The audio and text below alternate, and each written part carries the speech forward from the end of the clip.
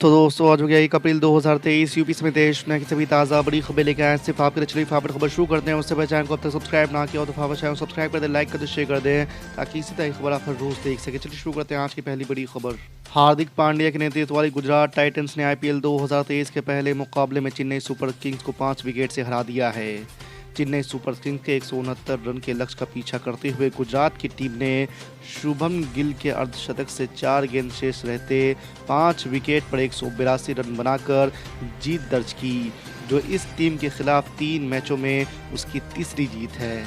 रूस ने भारत और चीन को दोस्त बताकर एक नया अंतर्राष्ट्रीय समीकरण तैयार करने की कोशिश की है। इतना ही नहीं, अंतर्राष्ट्रीय मंचों पर उसने दोनों देशों को अपने मुख्य सहयोगी के रूप में पेश किया है।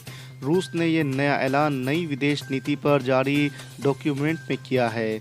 आपको बता दें कि इस विदेश नीति को रूसी राष्ट्रपति पुतिन की भी सहमति हासिल है। आरएसएस के प्रमुख मोहन भागवत ने शुक्रवार को कहा है कि आज़ादी के 7 दशक से अधिक समय के बाद भी पाकिस्तान के लोग खुश नहीं हैं और अब वे मानते हैं कि भारत का विभाजन एक गलती थी। मोहन भागवत ने कहा है कि अखंड भारत ही सत्य है। इसके अलावा उन्होंने कहा है कि भारत से अलग होने के 7 दशक बाद भी पाकिस्तान में दुख है जबकि भारत में सुख है। भारतीय रेलवे देश भर में कई रूट्स पर वंदे भारत एक्सप्रेस का संचालन कर रहा है। आने वाले दिनों में मध्य प्रदेश, नॉर्थ ईस्ट, राजस्थान समेत कई अन्य जगह भी वंदे भारत ट्रेनों की शुरुआत होने वाली है। वंदे भारत न सिर्फ यात्रियों को बेहतर सुविधा प्राप्त होती है बल्कि उनका एक जगह से दूसरी जगह आने जाने का समय भी काफ़ी बचता है। आपको बता दें कि अप्रैल के पहले हफ्ते में अजमेर दिल्ली वाया जयपुर वंदे भारत ट्रेन की शुरुआत होने वाली है। प्रधानमंत्री नरेंद्र मोदी की डिग्री दिखाने का आदेश हाई कोर्ट से खारिज। अरविंद केजरीवाल पर हुआ जुर्माना। जी आपको बता दें कि पीएम नरेंद्र मोदी की एमए डिग्री पेश किए जाने के केंद्रीय सूचना आयोग के आदेश को गुजरात हाई कोर्ट ने खारिज कर दिया है। इसके अलावा उच्च न्यायालय ने दिल्ली के मुख्यमंत्री अरविंद केजरीवाल पर 25,000 रुपये का फाइन भी लगाया है। उच्च न्यायालय ने कहा है कि पीएमओ को प्रधानमंत्री नरेंद्र मोदी की पोस्ट ग्रेजुएट डिग्री दिखाने की जरूरत नहीं है। दिल्ली के राउज एवेन्यू कोर्ट से पूर्व उप मुख्यमंत्री मनीष सिसोदिया को जमानत नहीं मिलने के फैसले के खिलाफ अब आम आदमी पार्टी हाई कोर्ट में अपील करेगी। आम आदमी पार्टी के सांसद संजय सिंह ने कहा है कि मनीष सिसोदिया को जमानत न मिलना दुर्भाग्यपूर्ण है। हम कोर्ट के इस फैसले से असहमत है, इसलिए हाई कोर्ट में अपील करेंगे। उन्होंने कहा है कि इस मामले में अब तक 8 लोगों को जमानत मिल चुकी है और 2 लोगों को बिना गिरफ्तार किए ही जमानत दी गई है, लेकिन मनीष सिसोदिया को जमानत नहीं देने का कारण समझ में नहीं आया। मथुरा में रामनवमी की शोभा यात्रा के दौरान धर्म स्थल के पास बनी दुकानों की छत पर चढ़कर भगवा झंडा लहराने के आरोप में 4 युवकों को गिरफ्तार कर उनका चालान किया गया है। वहीं शुक्रवार को जुमे की नमाज के बाद कुछ लोगों ने धार्मिक नारेबाजी की। इस पर वहां तैनात पुलिस ने उन्हें समझाकर शांत किया।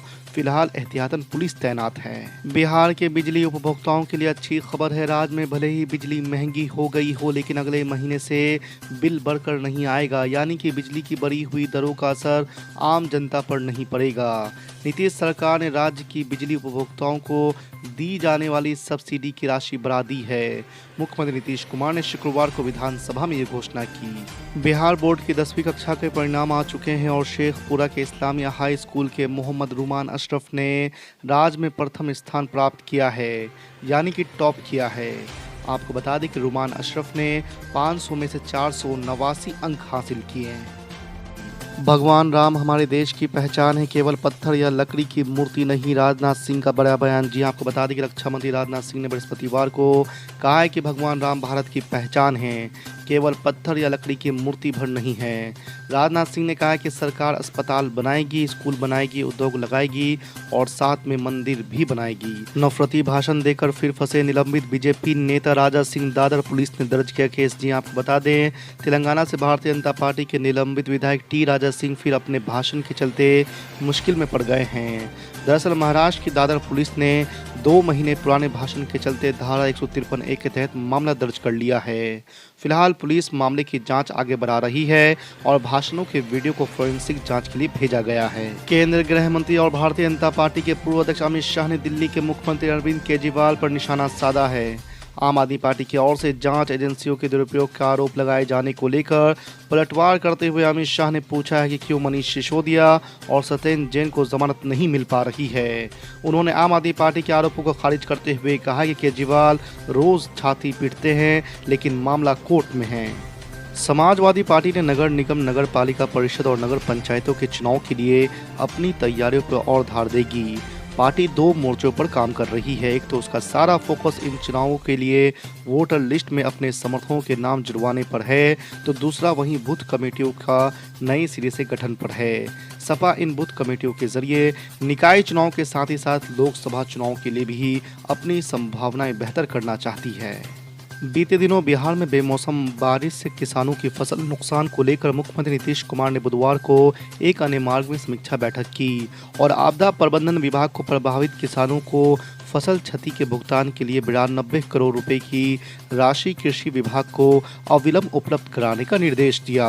मुख्यमंत्री ने यह भी निर्देश दिया है कि आपदा प्रबंधन विभाग, कृषि विभाग एवं संबंधित जिला अधिकारी इसकी सघन मॉनिटरिंग करेंगे। एमआईएम प्रमुख असदुद्दीन ओवैसी ने कहा है कि आज का मुसलमान जागरूक है, उसे अपना अच्छा और बुरा बेहतर ढंग से मालूम है और वो उसे ही चुनेगा जो उसके और उसके बेहतर भविष्य के लिए काम करेगा।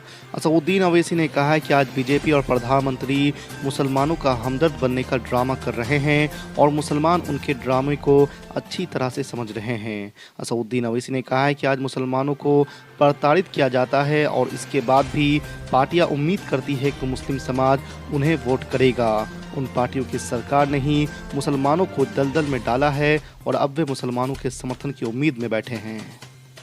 पश्चिम बंगाल की मुख्यमंत्री ममता बनर्जी ने 2024 में होने वाले लोकसभा चुनाव में विपक्षी दलों की भूमिका को लेकर बड़ा बयान दिया है। उन्होंने बुधवार को देश के सभी राजनीतिक दलों से अगले साल होने वाले आम चुनाव में एकजुट होकर भाजपा से लड़ने की अपील की है। ममता बनर्जी ने कहा कि हिंदू, मुस्लिम, सिख, ईसाई, पारसी सभी धर्मों के लोगों को भारतीय लोकतंत्र को बचाने के लिए भाजपा को हराने के वास्ते एकजुट होना चाहिए। उन्होंने कहा कि 2024 के संसदीय चुनाव में देश के नागरिकों और भाजपा के बीच की लड़ाई होगी। जन स्वराज के प्रमुख और पूर्व चुनावी रणनीतिकार प्रशांत किशोर ने बुधवार को कांग्रेस नेता राहुल गांधी की सदस्यता रद्द किए जाने के मामले में प्रतिक्रिया दी है। उन्होंने राहुल गांधी के सांसदी जाने को दुर्भाग्यपूर्ण करार देते हुए कहा कि ये लोकतंत्र के हक में नहीं है, नियम अपनी जगह पर है। बीजेपी के कद्दावर नेता अटल बिहारी वाजपेयी ने कहा था कि छोटे मन से कोई बड़ा नहीं होता है। प्रशांत किशोर ने कहा कि कोर्ट ने अपनी समझ से जो फैसला देना था वो दिया, लेकिन जो सरकार में है उन्हें राहुल गांधी को इतना समय जरूर देना चाहिए था कि वो ऊपर की कोर्ट में अपील कर पाते। हेट स्पीच को लेकर सुप्रीम कोर्ट ने बुधवार को बेहद अहम टिप्पणियां की है। कोर्ट ने महाराष्ट्र समेत उन राज्यों की सरकारों पर कड़ा रुख अपनाया है जहां हेट स्पीच के मामलों में कोई रोक नहीं लग सकी है। आपको बता दें कि जस्टिस के.एम. जोसेफ और जस्टिस बी.वी. नागरत्ना की बेंच ने ऐसी राज्य सरकारों को नपुंसक करार दिया। बेंच ने स्पष्ट तौर पर कहा है कि राज्य में हेट स्पीच की घटनाओं के लिए राज्य सरकार जिम्मेदार है। कर्नाटक विधानसभा चुनाव का बिगुल बज गया है। 10 मई को एक फेज में सभी 224 सीटों पर मतदान होंगे और 13 मई को नतीजे आ जाएंगे। बीजेपी सरकार पर कांग्रेस हमलावर है और 40% कमीशन समेत कई तरह के आरोपों से लगातार घिर रही है।